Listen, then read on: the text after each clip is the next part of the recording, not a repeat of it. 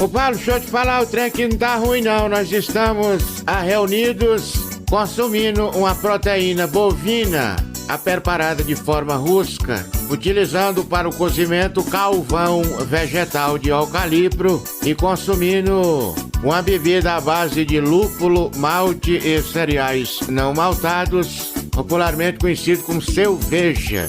E o Roberto dos teclados só assobiando.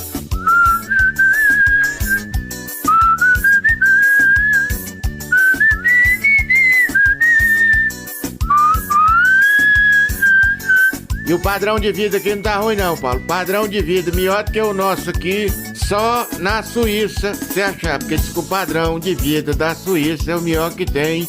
Só que na Suíça não tem o Roberto assobiando.